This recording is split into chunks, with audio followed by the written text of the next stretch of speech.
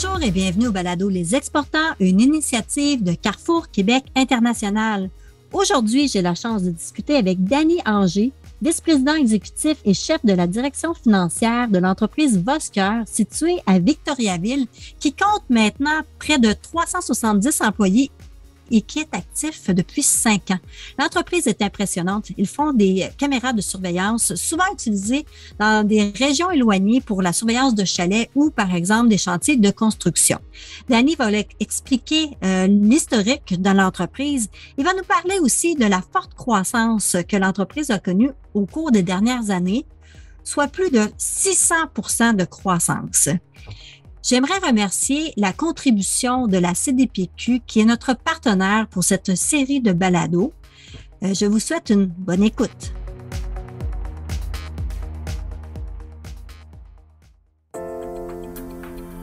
La CDPQ présente des portraits d'entreprises performantes du Québec en partenariat avec CQI. Pour découvrir notre offre Ambition ME destinée aux moyennes entreprises québécoises, visitez notre site cdpq.com. Bonne écoute! Aujourd'hui, j'ai la chance d'être avec Danny Anger de l'entreprise Vosker. Comment ça va? Ça va très bien, très bien. Toi, Catherine? Moi, ça va super bien. J'aimerais ça que tu me parles un peu de toi, de ton rôle dans la compagnie, puis aussi de l'entreprise. Ben oui, ça me fait plaisir. En fait, moi, je m'appelle Danny Anger. Je suis cofondateur et chef des finances de l'entreprise Vosker. En fait, j'aime souvent parler au nous chez nous parce qu'il y a 3 entrepreneurs derrière. Il y a mon frère Jimmy Anger, qui est le président de l'entreprise, en fait, et il y a mon partenaire, en fait, Yann Gagnon, notre partenaire, qui est le chef de la direction de l'entreprise. On a cofondé Vosker ensemble il y a presque 5 ans. En fait, il y a 5 ans maintenant, le temps passe vite.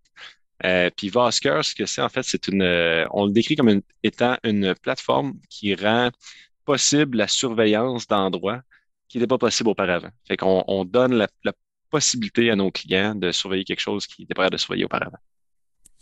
Vous avez des caméras. Oui. Les caméras de surveillance ça se fait à distance, c'est bien ça? Oui, exact. Puis il y a un système d'application où est-ce qu'on reçoit les photos. Exact. Je sais parce que je suis une cliente de chez vous. Ça a un côté innovant. Tu me dis que ça n'existait pas sur le marché auparavant? En fait, quand que je parle de plateforme, parce que tu sais, des caméras, ça fait longtemps que ça existe, mais ultimement, ce qui n'existe pas depuis longtemps, c'est l'amalgame de ce qu'on a créé. C'est pour ça qu'on parle d'une plateforme. Donc, les caméras qui peuvent transférer de l'information, que ce soit des images, des photos, des vidéos, par le réseau cellulaire, ça, c'était une innovation en soi. En fait, en 2018, ça existait très peu, ou en fait, ça se faisait très rarement à cause du coût de transmission des images et ultimement de la faisabilité de juste faire envoyer une image d'une caméra en fait à une plateforme dans le cloud. Le cloud existait encore et commençait, c'était les premiers balbutiements en fait à l'époque. Fait que c'est de joindre la caméra au cloud et ultimement par la suite apporter une couche d'intelligence artificielle qui permettait justement de trier les photos, les vidéos, parce que l'utilisateur ne veut pas recevoir 1001 photos d'un écureuil qui tourne autour de la caméra. Il veut recevoir qu'est-ce qui est pertinent. Fait qu'il a fallu entraîner cette intelligence artificielle-là. Et par la suite, il y a la plateforme client, donc l'interface que le client voit dans lequel il transige. Donc, en tant que cliente, merci encore d'utiliser nos produits, mais c'est ce que tu vois. Mine de rien, ça prend ça. Il faut le développer. Fait que mettre tout en bout, chacun de ces ingrédients-là, c'est la sauce secrète qui fait que Vosker a connu la croissance qu'il a connue. L'entreprise a 5 ans. Toi, Jimmy et Yann, vous êtes jeunes. Comment vous avez parti ça, cette entreprise-là? Raconte-moi cette histoire-là. Oui, en fait, c'est un bon constat. En fait, jeune, je me dis toujours, en fait, on vieillit pas mal plus vite avec tout ce qu'on fait. Je dirais, des fois, j'ai l'impression de vivre 10 ans chaque année qui passe. Mais comment ça a parti? En fait, on est 3 entrepreneurs à la base. Ça faisait longtemps qu'on était en affaires dans différents secteurs. On avait d'autres entreprises auparavant. L'idée nous est venue d'une de nos autres entreprises qui faisait ultimement des caméras de surveillance pour la faune puis en fait l'industrie de la chasse. Puis on a remarqué que nos caméras pourraient être utiles en fait en d'autres occasions que pour ça. Fait qu'on a pris le produit qu'on avait de cette compagnie-là, puis on s'est dit on va le réimaginer, le repenser, puis essayer de le packager d'une certaine façon qui pourrait être utile pour d'autres utilisateurs beaucoup plus larges que ce qu'on visait auparavant. Fait que c'est là qu'on a amené un panneau solaire, la connectivité cellulaire, en fait, puis l'intelligence artificielle qu'on a développée pour reconnaître les humains, les véhicules, ce genre de choses-là. Et on s'est dit, ben, OK, on va l'essayer, en fait, puis on va lancer cette business-là. Puis ultimement, si ça fonctionne bien, ben, on se concentrera là-dedans. Et le succès a suivi assez rapidement. Puis ultimement, ce que ça a créé, c'est qu'on s'est dit, ben, OK, ben, on va amalgamer nos autres entreprises ensemble, donc celles du passé, en fait, qu'on avait, puis on va se dire, on va se servir des technologies de chacune d'entre elles parce qu'elles sont tellement connexes qu'il faut pouvoir les utiliser. Fait que c'est là qu'on a mergé, en fait, l'entreprise du passé qui était dans les caméras de chasse, qui s'appelait SpyPoint, à l'entité, en fait, globale aujourd'hui, qui s'appelle Vosker. Donc, c'est comme ça qu'on a créé Vosker. Puis à partir de 2018, ben là, on a commencé à essayer de vendre cette technologie-là, vendre cette nouvelle possibilité à des clients. Puis la croissance exponentielle qu'on a vécue part d'un fait très simple, il y a un besoin. Ce besoin-là, en fait, puis pour que les gens comprennent c'est quoi la différence de caméra versus une autre, là, les caméras typiques, pour fonctionner, ont besoin d'un accès à de l'électricité de façon continue et soutenue et une connectivité, en fait, Internet. Fait que ça peut être une connectivité Wi-Fi ou filaire, donc un fil dans la caméra, mais il y a plusieurs endroits où on n'a pas accès à ces deux éléments-là en continu. Puis l'exemple que je donne souvent, c'est sur un chantier de construction.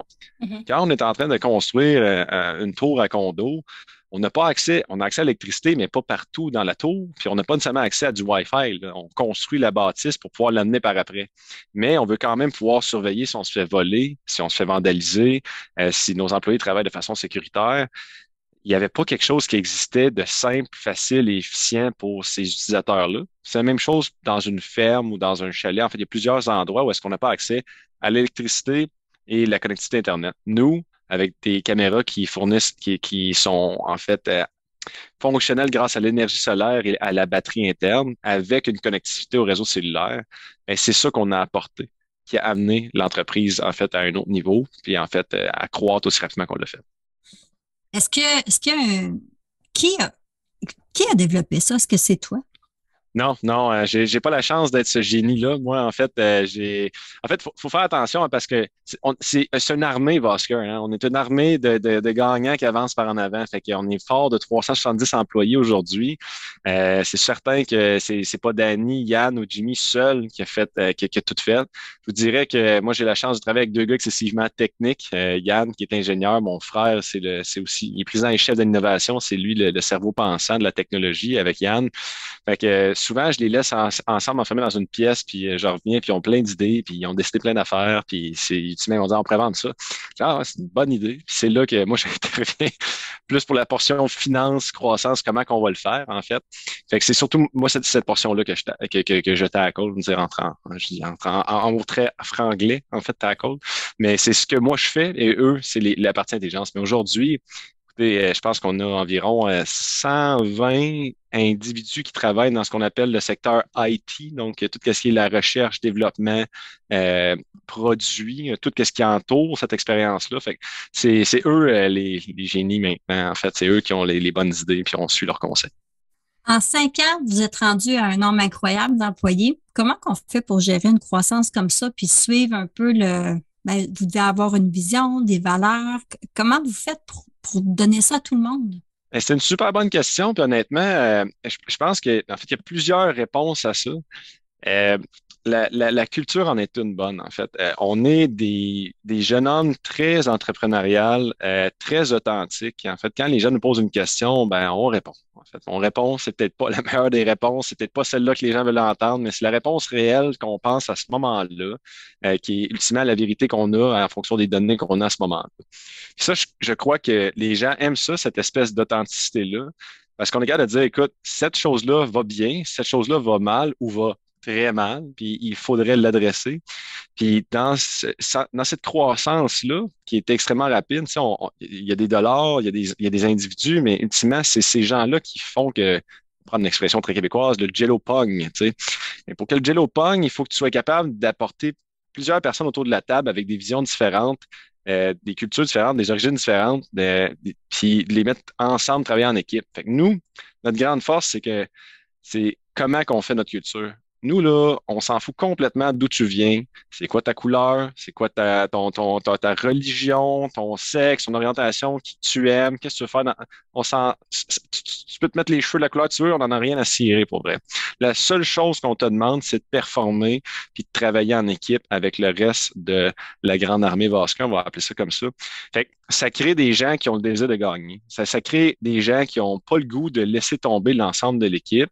Ça crée des gens que ultimement, quand que ça va mal, ben, tout le monde se relève les manches puis va travailler. Tu sais. Fait que cette croissance-là, quand il y a quelque chose qui fonctionne pas bien, puis j'ai une image en tête, je viens de penser, on avait à un moment donné, on devait livrer un certain nombre de caméras de façon précise, puis là, tous les caméras devaient partir de notre entrepôt à Victoriaville. Puis on avait plusieurs milliers de caméras à livrer, puis on n'avait pas la main-d'œuvre nécessaire pour le faire dans les temps requis. On allait manquer une commande. Puis finalement, on a pris le téléphone, puis on a appelé tous les gens qui travaillent à Montréal et à Brossard et partout. Puis on leur a demandé, en fait, si ça leur tentait de venir faire une soirée pizza avec nous autres. Puis on a travaillé tout le monde ensemble de nuit à emballer ces 10 caméras-là. Puis c'est le fun parce que quand on a fait ça, ben, on a pris le téléphone, on a appelé, puis les gens ont dit oui, je vais venir, il n'y a pas de problème. Puis ça, pour moi, c'est une grande marque de la culture chez nous. C'est que tout le monde va mettre l'épaule à la roue pour avancer. Puis c'est une des raisons pour laquelle on avance aussi vite que ça. Vous avez ouvert des bureaux dans le coin de Montréal. Ouais. Est-ce que c'est parce que à Victoriaville, c'est pas possible d'avoir autant d'employés? Non, en fait, il y a super bon monde à Victoriaville. Moi, je viens de là. En fait, j'ai une grande croyance qu'on aurait pas embauché beaucoup de gens. C'est qu'il y a différents talents qu'on voulait aller chercher. Puis ces talents-là, des fois, se retrouvent pas partout, en fait. Il y a la crise de main-d'œuvre. Je pense que personne ne peut être indifférent à ça. En fait, là, nous, il faut engager certains types de professionnels. Je vais vous donner un exemple. Un ingénieur logiciel, Ouais. ben, à un certain point, à Victoriaville, tu vas finir Non, par je sais. avoir passé au travers de tous les ingénieurs logiciels Oui. disponibles. Il faut que tu prennes quelque chose d'autre. Il faut que tu ailles ouvrir des bureaux ailleurs. Avant la COVID, le mouvement qu'on a fait, c'est qu'on s'est dit on va s'installer en périphérie de Montréal, en fait, donc à Brossard, dans le quartier du 30. On allait chercher beaucoup de gens qui voulaient plus nécessairement aller travailler à Montréal, puis des gens de l'industrie technologique. C'est ça qui nous intéressait. Par la suite, il a fallu se professionnaliser au niveau, en fait, tout ce qui est, on va appeler ce qui soutient la compagnie. Donc, tu sais, les processus comptables, le légal, tout ce qui est corporatif. Puis ces services-là, ben, les expertises qu'on avait besoin, ben, on s'est rendu compte assez rapidement que c'était à Montréal que ça se passait. Donc, on a ouvert un bureau, en fait, sur la rue Sainte-Catherine à Montréal, un 5000 pieds carrés, et c'est là que la plupart des employés qui travaillent à la succursale de Montréal vont travailler. Par la suite, la COVID est arrivée. Là, tout le monde peut travailler à distance de partout. Fait qu'aujourd'hui, on est ouvert. En fait, quelqu'un peut même habiter à Rimouski, moi, en autant qu'il veut venir travailler, en fait, puis qu'il respecte nos normes, de venir travailler une fois de temps en temps au bureau, en fait, en plus de livrer la marchandise, ça ne dérange pas bien où ce qui est assis. L'important, c'est qu'il fasse qu'on lui demande de faire, en fait, puis qu'il nous aide à conquérir le monde. Vous voulez conquérir le monde. Là, la croissance a été incroyable. C'est quoi les prochaines étapes?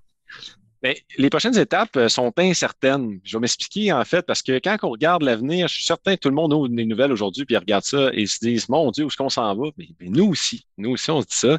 La certitude qu'on a, c'est qu'on va continuer d'avancer par en avant. On essaie de regarder l'incertitude économique d'un certain œil en se disant, écoutez, on a vécu une croissance, nos produits sont appréciés des clients, les clients continuent d'en acheter. Comment devons-nous se positionner par rapport à cette incertitude économique-là? Bien, on prend des décisions plus en fait posées, plus réfléchies. On se dit, ben, on est peut-être mieux juste de réduire un petit peu la croissance, essayer de regarder qu'est-ce qui se passe, puis voir s'il n'y a pas en fait d'autres occasions d'affaires plus intéressantes. Parce qu'à date, ce qu'il faut comprendre, c'est que au niveau du chiffre d'affaires, la croissance a été 100% organique. Donc, c'est nous qui avons fait des ventes en fait en prenant le téléphone, puis ultimement, ben, nous, toutes nos équipes. En faisant le bon marketing qu'on a fait, on a réussi à se placer aux bons endroits puis vendre nos produits et les distribuer dans plus de 8000 points de vente, en fait, notamment en Amérique du Nord, là. Donc, ça nous a vraiment aidé. Mais le futur, c'est qu'on voit que c'est pas toutes les entreprises qui ont été aussi disciplinées, je crois qu'on l'est au niveau financier. Puis il y a certaines d'entre elles, on le voit aux nouvelles, là, il y en a qui annoncent en fait des fois des congédiements massifs, en fait, tu sais, puis des abolitions de postes, des affaires comme ça.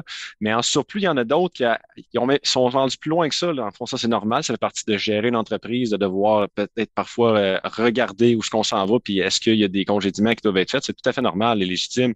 Mais le cycle économique dans lequel on est fait qu'il y a des entreprises qui ont peut-être pris des trop grands risques. Et celles-ci se trouvent maintenant dans une position où est-ce que la bouée de sauvetage, ils en ont peut-être besoin. Puis nous, ben, on espère, ça fait longtemps qu'on discute avec certaines cibles d'acquisition. On espère pouvoir faire des acquisitions dans les 2 à 3 prochaines années, basées sur le fait que on est un joueur avec les reins solides, on est profitable, puis on regarde le monde en se disant, ben, il y a peut-être une façon d'accélérer encore plus vite.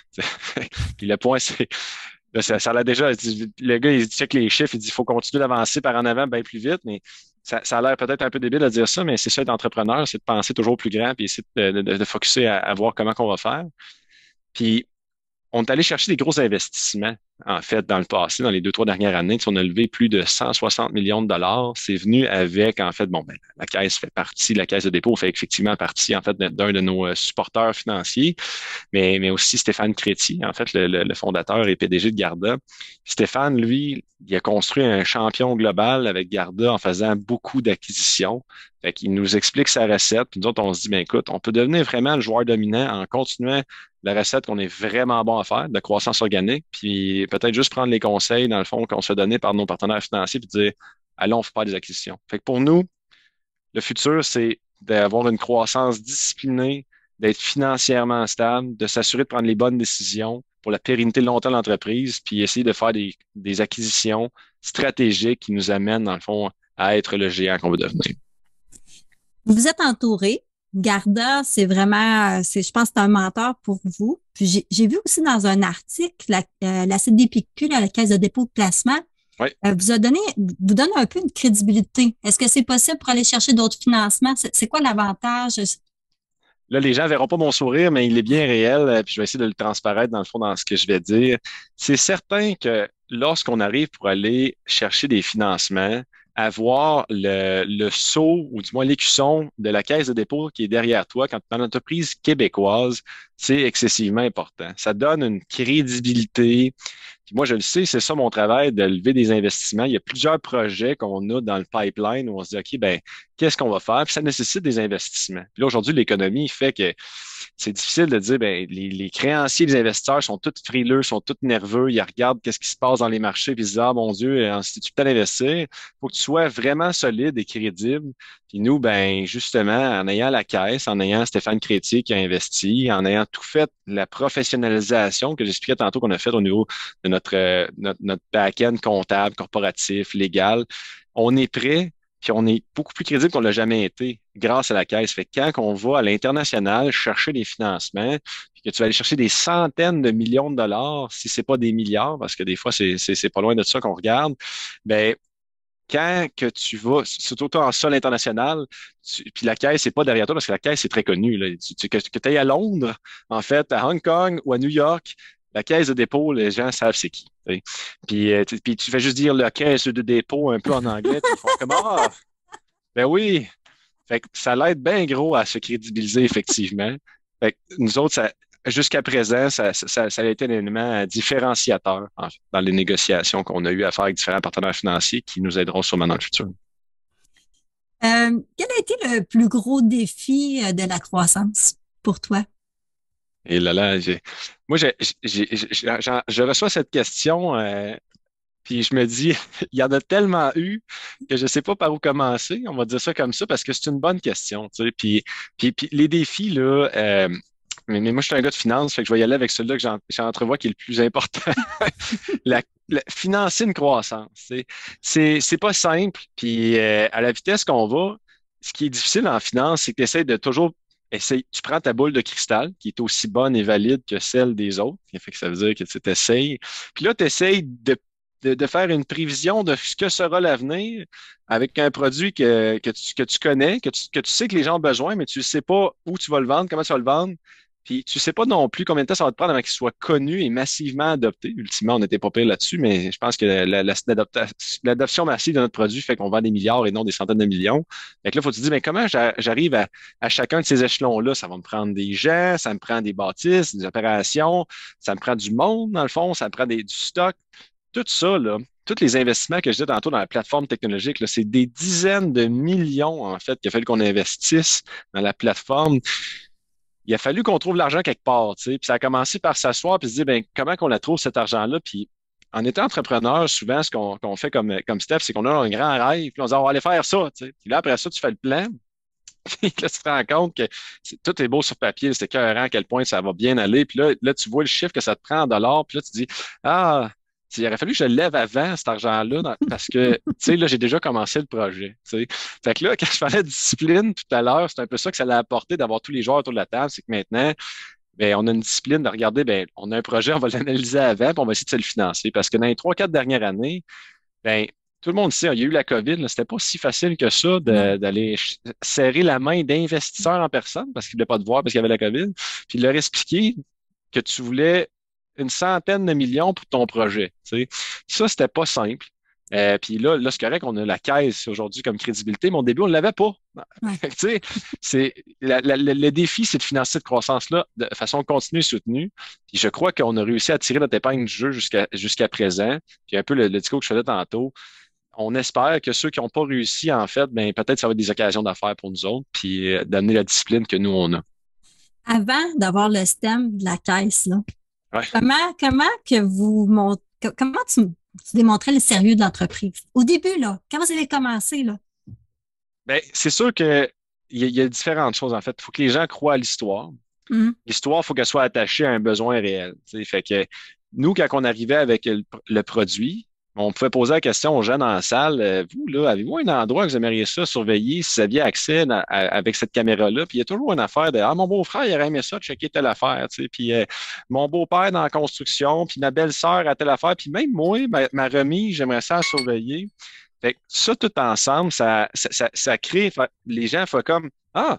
Mais il y a vraiment un use case. Là. Les gens voient qu'il y a une utilité à ce produit-là. Fait qu'après ça, une fois que tu as le produit crédible, c'est 50% de la job. Là, après ça, c'est d'avoir fait un plan puis de l'avoir bien ficelé. Ça, c'est 10% de la job. Le 40% qui reste, là, c'est les personnes qui vont t'avoir mentoré et coaché puis t'avoir dit quoi faire, comment le faire, parce qu'eux, ils l'ont déjà fait, puis après ça, qui vont t'aider à t'introduire aux autres personnes en disant oui, Danny, Jimmy puis Yann, c'est des gars brillants. Moi, j'ai parlé avec eux autres, tu devrais checker leur affaire. Ça, là, c'est la dimension la plus importante de l'histoire. C'est les gens derrière nous. C'est des géants silencieux qu'on ne voit pas dans les journaux ou quoi que ce soit, mais c'est autant des employés que des mentors, des coachs, des administrateurs qu'on a eu la chance de rencontrer qui ont fait un monde de différence, en fait, pour nous autres. Puis s'ils n'avaient pas été là, ben, se crédibiliser aurait été plus difficile, c'est certain. Avec la Caisse Investis, ça a pris ces gens-là pour nous aider à ce que la Caisse nous donne son stamp. J'ai une dernière question pour toi. Vous êtes 3 amis. Oui. Comment vous faites pour vous retrouver en amitié au travers de l'entreprise? Bien, ça, c'est une question, c'est une bonne question. Je vais me permettre de te répondre. Prendre une seconde pour y penser. Il y a une chose qui est certaine, c'est que là où on se rejoint le plus, c'est on est 3 entrepreneurs avec beaucoup de drive. On a chacun, en fait, notre skill set, nos connaissances, notre expertise différente, mais on a une vision qui nous rejoint beaucoup. En fait, on a la même vision, toutes les 3, de où est-ce qu'on veut s'en aller, puis c'est plus grand, plus gros, plus vite. C'est pas mal ça tout le temps. Fait après ça, au day-to-day, c'est certain qu'on a chacun nos équipes à gérer, qu'on a chacun nos choses à faire, mais on a des réunions stratégiques qu'on se fait, en fait, à toutes les semaines. Par la suite, on se fait ce qu'on appelle des off-site. Donc, on va à l'extérieur de la job, en fait, faire autre chose. Puis c'est 3 à 4 fois par année qu'on prend une journée. Puis on se dit, OK, ben là, aujourd'hui, on va faire une activité haute. Là, puis on va réfléchir à comment structurer l'avenir. Fait que quand tu fais ça, ben, tu es capable d'avoir du plaisir autrement, en fait, qu'au travail, quand tu es toujours en train de réfléchir ou essayer d'agir ou d'opérationnaliser quelque chose. Fait que ça nous permet, puis c'est souvent des activités un petit peu plus ludiques. En fait, on va faire des jeux, essayer des affaires comme ça. T'sais. Nous autres, jouer au Monopoly, les 3 ensemble, c'est toute qu'une guerre, parce qu'on est bien compétitifs, mais ultimement, ça l'aide à trouver des bonnes idées ça aussi. Là. Fait que je te dirais, c'est pas la réponse parfaite, mais c'est celle que j'aurais à te fournir. La vision fait qu'on est très, très en ligne. Puis on prend le temps de se parler. On est tellement proches, on soupe ensemble les fins de semaine, on dîne ensemble sur l'heure du midi, on se parle tout le temps, on se voit au bureau. C'est dur de pas avoir du fun. Là, fait que c'est comme ça qu'on a la relation d'amis construite avec la relation de gestionnaire d'entreprise et d'entrepreneur. Merci. Parfait. Ben, ça fait plaisir. Merci d'avoir pris le temps. Cet épisode a été présenté grâce au soutien de la CDPQ. Si vous souhaitez discuter davantage du sujet d'aujourd'hui avec l'équipe de Carrefour Québec International ou en connaître davantage sur l'exportation québécoise ailleurs au Canada et à l'international, obtenez plus d'informations sur notre site web cqinternational.org. Nous vous invitons à vous abonner au balado Les Exportants. De plus, une recommandation de notre émission sur Balado Québec, Apple Podcasts, Spotify ou l'endroit où vous écoutez vos balados aidera d'autres auditeurs comme vous à nous trouver. Merci. Les Exportants est une production de Carrefour Québec International, tout droit réservé. L'émission est réalisée par l'équipe de CQI. Un merci tout spécial aux invités et aux personnes qui ont participé à la création et à la mise en onde de l'épisode d'aujourd'hui. CQI remercie aussi ses partenaires financiers, Développement économique Canada et le gouvernement du Québec. Merci d'avoir écouté Les Exportants. À bientôt!